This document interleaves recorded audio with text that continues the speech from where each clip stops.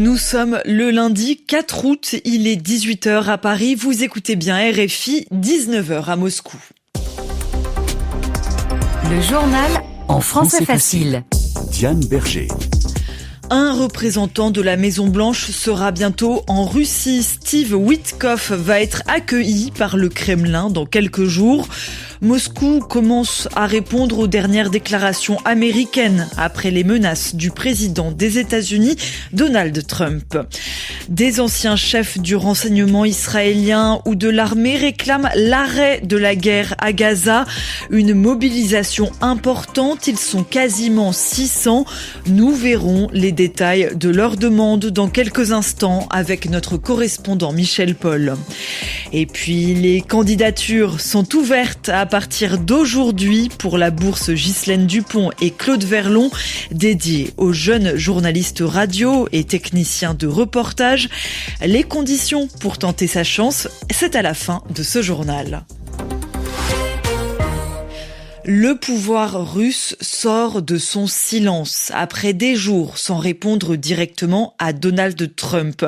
Le président américain avait lancé un ultimatum, c'est-à-dire un ordre avec une date limite. Concrètement, il avait donné à Moscou 50 jours, puis une dizaine de jours pour mettre fin à la guerre en Ukraine.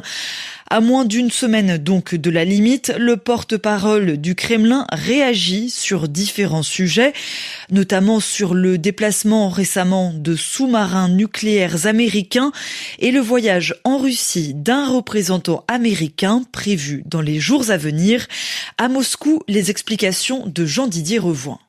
Dmitri Peskov n'a pas cherché à excuser ou minimiser les propos de Dmitri Medvedev qui ont amené Donald Trump à repositionner des sous-marins nucléaires. Il a souligné qu'en Russie, comme dans tous les autres pays, le spectre politique se composait de différents points de vue, dont certains étaient radicaux.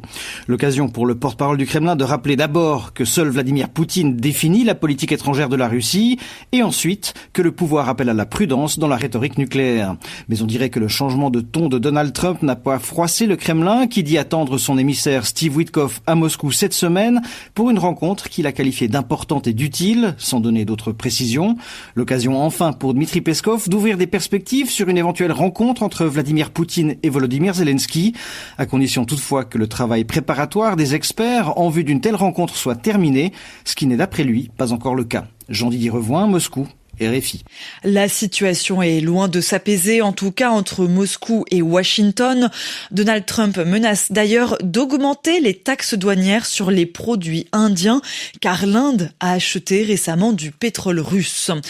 La Russie, où un procès très attendu a commencé ce lundi, celui de l'attentat du Crocus City Hall dans la banlieue de Moscou. Le 22 mars 2024, des hommes armés ont tiré à l'intérieur de cette salle de concert, puis ils y ont mis le feu. Le bilan est de 149 morts et 609 blessés. L'attaque avait été revendiquée par le groupe État islamique.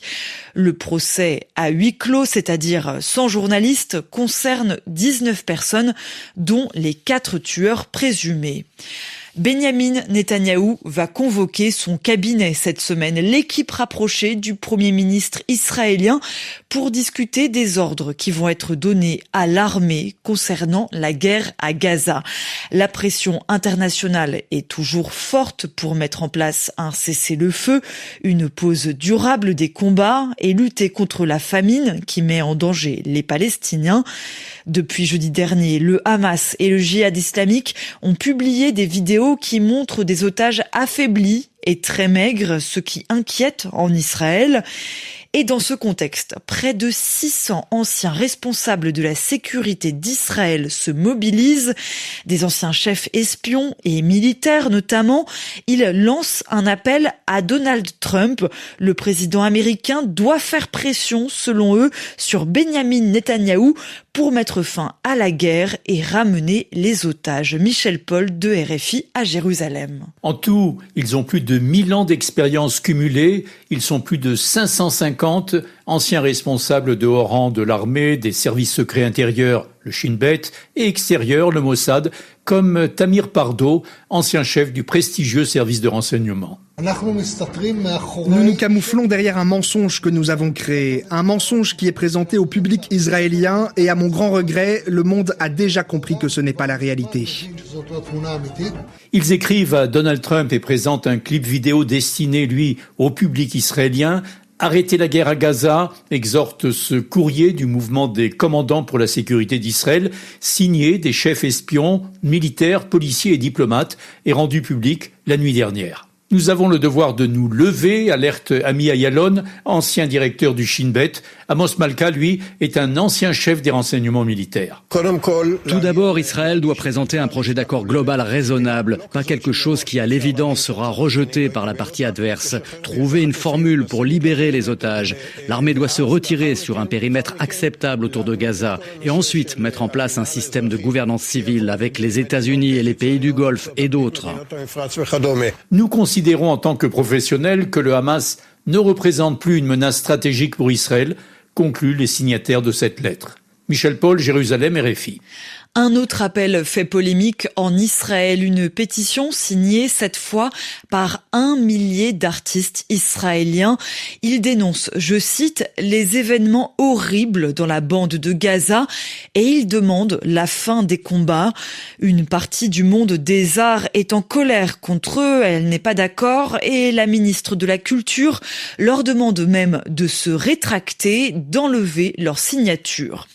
Le bilan est lourd après le naufrage d'un bateau de migrants hier dimanche au large du Yémen. 32 personnes seulement ont pu être secourues parmi les 157 passagers. Les secours ont retrouvé le corps de 76 personnes mortes noyées. Les autres sont donc portées disparues. C'est l'un des naufrages les plus meurtriers dans cette zone, une route migratoire connue pour être très dangereuse. Le président du Liban promet que justice sera rendue. 5 ans exactement après cette grave explosion sur le port de Beyrouth, la capitale, le 4 août 2020. Elle a été causée par un incendie dans un entrepôt rempli de produits chimiques stockés sans les précautions nécessaires. Ce n'était pas suffisamment sécurisé. L'explosion avait détruit des quartiers entiers de la capitale libanaise, tué plus de 220 personnes et fait 6500 blessés. Les candidatures sont ouvertes pour la 12e édition de la bourse Ghislaine Dupont et Claude Verlon. Un rendez-vous annuel en hommage à nos 2 reporters assassinés au nord du Mali. C'était le 2 novembre 2013. Cette bourse forme chaque année un groupe de jeunes journalistes radio et de jeunes techniciens de reportage. Alors, qui peut candidater à cette bourse et que remportent les lauréats? Les explications de Laurent Corot, l'un des rédacteurs en chef Afrique de RFI. Cette 12e édition de la bourse Ghislaine Dupont et Claude Verlon s'adresse cette année encore à tous les jeunes journalistes et techniciennes de reportage de moins de 35 ans, des confrères et consoeurs ayant déjà une expérience dans le domaine de la radio d'au moins 2 ans et résidant dans un pays d'Afrique francophone. Cette année, 5 candidats journalistes et 5 candidats techniciens seront sélectionnés sur dossier, puis invités à suivre des ateliers à Dakar au mois d'octobre prochain. C'est à la fin de ces ateliers que le jury se réunira pour désigner les lauréats de la bourse, journalistes comme techniciens. En jeu, une formation de 4 semaines à Paris, entièrement prise en charge au cours du premier trimestre 2026. Un prix de l'association des amis de Ghislaine Dupont et Claude Verlon sera également décerné. Il comprend, lui, une dotation en matériel. La bourse Ghislaine Dupont et Claude Verlon a été créée en hommage à nos 2 collègues et amis assassinés le 2 novembre 2013 à Kidal. Elle sera remise lors d'une cérémonie à Dakar le 2 novembre, une date décrétée par les Nations Unies, journée internationale de la fin de l'impunité pour les crimes commis contre des journalistes, en mémoire de Ghislaine et Claude. À vos candidatures donc, vous avez jusqu'au dimanche 24 août 2025 à minuit, heure de Paris, pour transmettre votre dossier. La Corée du Sud enlève les haut-parleurs à la frontière avec la Corée du Nord. Ces haut-parleurs étaient utilisés pour diffuser de la K-pop, la musique à la mode et des bulletins d'information. Le ministère sud-coréen de la Défense explique vouloir apaiser les tensions avec Pyongyang. Il est maintenant 16h10 en temps universel. C'est la fin de ce journal en français facile.